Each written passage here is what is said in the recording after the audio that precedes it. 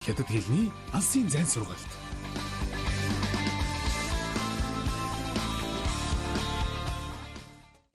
Нанди Эрдэнэ багштай баярлалаа. Үргэлжлүүлэн дунд чатны унших тадлын хичээлээ хүлээн авч үзнэ. Өмнөх удаагийн хичээлээр бид холбоос үг буюу ленц ихэд гүйцэтгэх үүргийн талаар сурч дасгал ажилласан. Эдгээр үгсийг ахин давтцгаая. 虽然 хэдийгээр 但是 боловч гэвч 而且 мөн дээр нь 还是 ахаад 如果 хэрэв 然后 дараа нь 或者 эсвэл 一边 тэгингээ ингэнгээ гэсэн утгатай холбоос үгнүүдийг сурсан. Харин өнөөдрийн хичээлээр бид бүтэц холбоо үг буюу 关联词гийн талаар сурч дасгал ажиллах болно. Та бүхэн хичээлдээ идэвхтэй оролцоорой.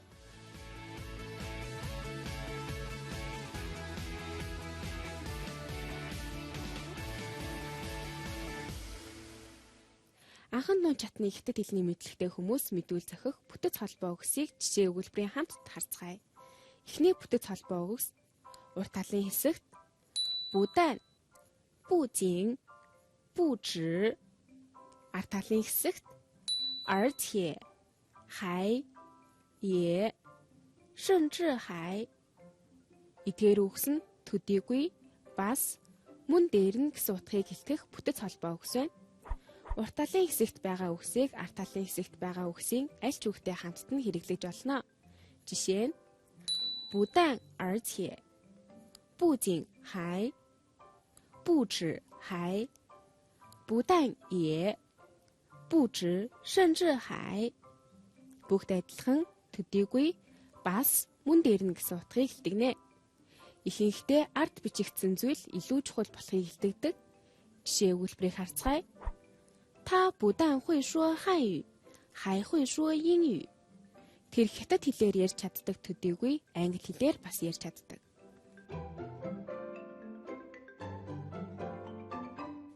Энэ төрлийн бүтэц холбоо үг орсон дасгалыг хамтдаа хийцгээе.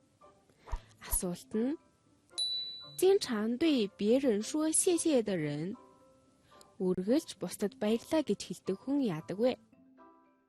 Хийг уншицгаая. 经常对别人说谢谢，不仅会使人显得有礼貌、有教养，还对健康有好处。Ихийг орчуулбал үргэлж бусдад баярлалаа гэж хэлэх нь хүнийг соёлтой, хүмүүжлэлтэй гэлтэх төдийгүй эрүүл мэндэд тустай. Хариултуудыг харцгаая. A. 经常高兴， байнга баяртай байдаг. B. 有礼貌 соёлтой. C. 经常笑, байнга инээдэг.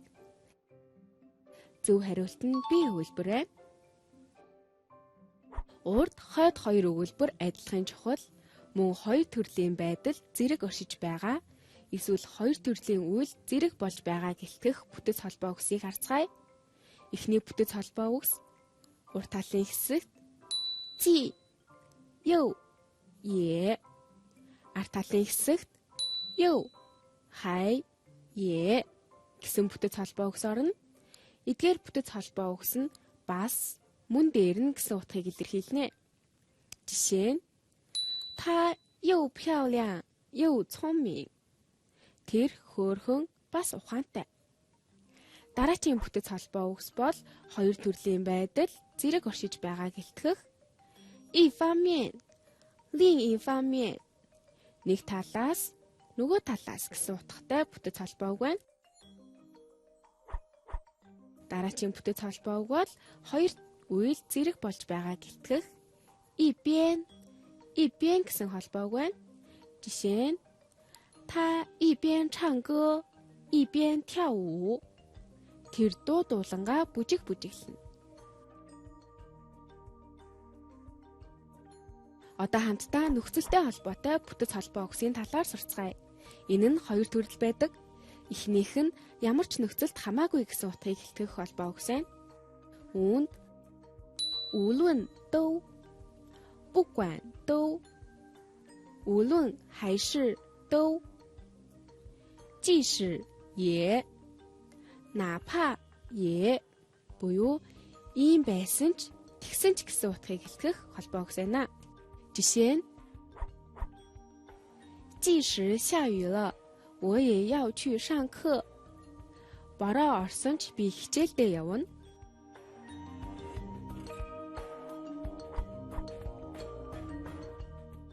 Дараачийн төрөл нь тодорхой нэг нөхцөлд тухайн үйл явагдана гэдгийг хэлэх бүтэц холбоо өгсөөр нь үүнд 只要就 既然也 既然就 如果就 只有才 除非否则 除非不然 буюу ийм бол ингэвэл ингэснээр ингэхгүй бол тэгхгүй бол гэсэн утгатай бүтэц холбоо өгсөөр нь хамтдаа тухайн бүтэц холбоо үг орсон дасгалыг ажиллая. Асуултыг эхлээд уншийе. 根据这段话可以知道他 Энэхийн дагуу тэр яасан бэ? Ихийг хамтдаа уншийе. 既然你不喜欢经济专业，那就再考虑考虑其他专业吧。但是为了将来不后悔，不要很快做决定，应该先去了解一下感兴趣的专业。Ихийг орчуулбал чи эдийн засгийн мэрэгжилд дургүй бол өөр мэрэгжлийн талаар бодоод үзээч. Гэхдээ хожим харамсахгүй тулд яаравчилж битгий шийд гаргаарай. Эхлээд сонирхсон мэрэгчлээ судлаад үз. Хариултуудыг харцгаая. A. 后悔了 харамссан. B. 想换专业 мэрэгчлээ солихыг хүссэн. C. 成绩不合格 дүн тэнцээгүй. Зөв хариулт B хөлбөр байна. Тухайн ихэд 既然就 ийм бол инг гэсэн утгатай бүтэц холбоо үг оржээ.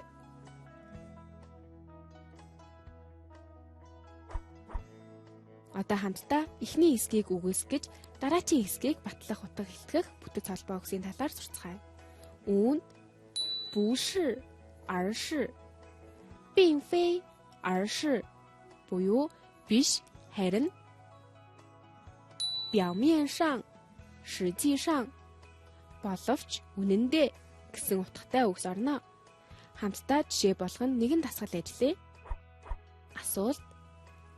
成熟的人有什么特点? төлөвшсөн хүн ямар онцлогтой вэ? Ихийг уншийе.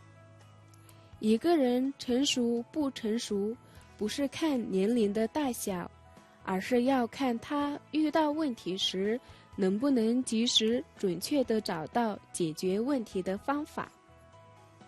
Ихийг орчуулбал хүний төлөвшсөн эсхийг хүний наснаас харах биш, асуудалтай тулгарх үед асуудлыг шийдэх аргыг түргэн бөгөөд оновчтой олж байгаа эсхээс харна. Хариултуудыг уншийе. A. 年龄大 өндөр настай. B. 不会遇到问题 асуудалтай тулгардаггүй. C. 会解决问题 асуудлыг шийдэж чаддаг. Зөв хариулт C хөлбөр байна. Энэ ихэд 不是而是гэсэн бүтэц орсон байна. Та бүхэн дараах дасгалыг биедан хийгээрэй. Өгөгдсөн 3 өгүүлбэрийг зөв дараалалд оруулаарай. A. 我们就一起支持他的新工作。B. 别再让他重新做什么决定了。C. 既然他已经决定了这样做。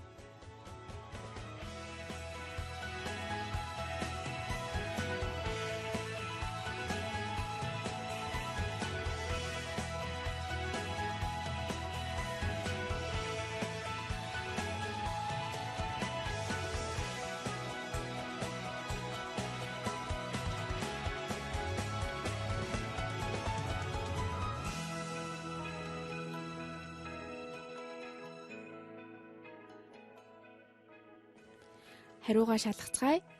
Дээрх өгүүлбэр C, A, B гэсэн дараалтай буюу 既然他已经决定了这样做，我们就一起支持他的新工作，别再让他重新做什么决定了 гэж бичнэ.